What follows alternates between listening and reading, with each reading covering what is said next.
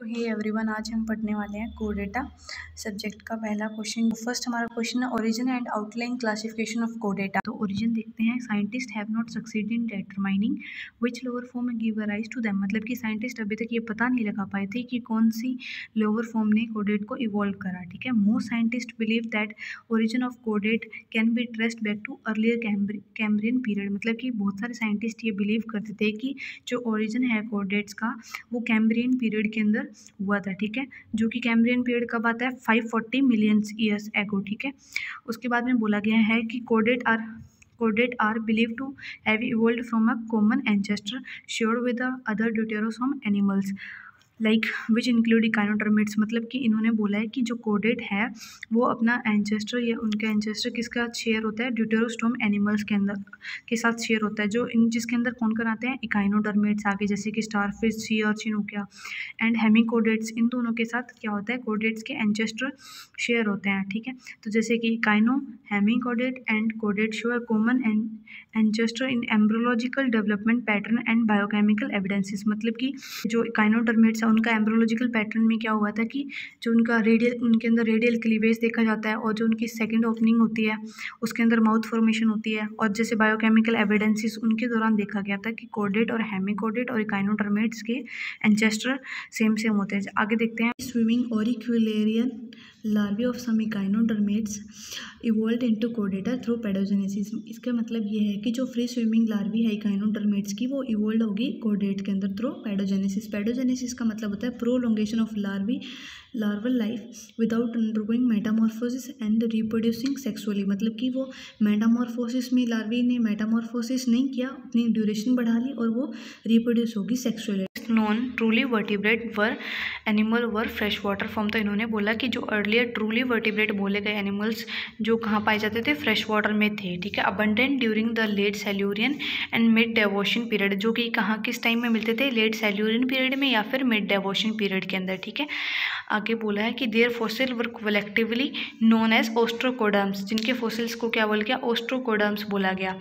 ठीक है। They are placed in with the living cyclostomata in a group of agnatha. जो कि जिनको किसके साथ रखा गया? ओस्ट्रोकोडर्म्स को साइक्लोस्टोमेटा के अंदर के साथ रखा गया, जो कि लिविंग है, और जो साइक्लोस्टोमेटा वो किसके अंदर आता है?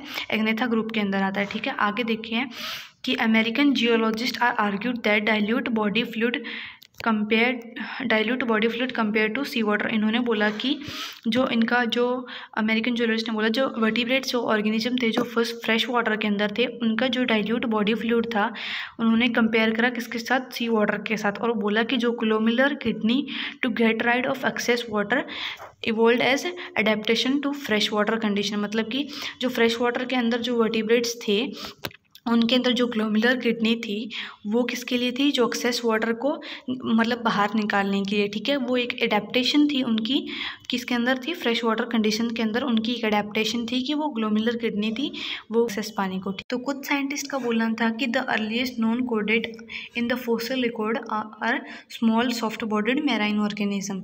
अर्लीस्ट कोडेट बोले गए थे वो कुछ क्या थे? वो स्मॉल थे और सॉफ्ट बॉडीड थे, जो कि कहाँ रहते थे? मैराइन में रहते। ठीक है।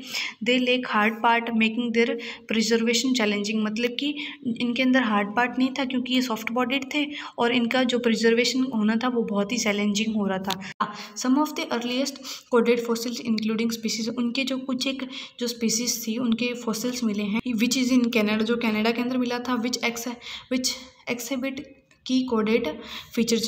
जो पीकिया स्पीसीज है जो हमें कहाँ मिली थी? कनाडा के अंदर मिली थी। उसके अंदर जो मतलब जो कोडेट के जो फीचर होते हैं वो देखने को मिले थे, जैसे कि नोटोकोड हो गया, नर्व कोड हो गया, सेगमेंटेड बॉडी हो गई। ठीक है। तो अभी हम आगे देख लेते हैं कोडेट के जो कुछ एक फीचर जो मेनली बोले जाते हैं वो हो गए, जैसे होलो नर्व कोड प्रेजेंट होना, फेरेंजियल किल स्लिट्स, नोटोकोड होगी, सेगमेंटेड बॉडी होगी, पोस्ट एनल टेल होगी, ये सब कोडेटा का क्लासिफिकेशन। तो कोडेटा को दो पार्ट के अंदर डिवाइड करा गया था। पहला था एक्रेनिया जिसको प्रोटोकोडेट कहते हैं, दूसरा था क्रेनिएटा जिसको यूरोकोडेट भी कहते हैं। प्रोटोकोडेट आर थे जो लोअर कोडेट थे, और जो यूकोडेट थे या फिर क्रेनिएटा थे ये थे हायर कोडेट। ठीक है। तो अब हम प्रोटोकोड को 3 सब फाइलम के अंदर डिवाइड करेंगे। पहला था हेमिकोडेट, दूसरा था यूरोकोडेट और तीसरा था सेफेलोकोडेट। तो और क्रेनेटा था, उसको सब फाइलम करेंगे वर्टिब्रेटा के अंदर। वर्टिब्रेटा के 2 डिवीज़न थे, एग्नेथा और गेनेथोस्टोमेटा।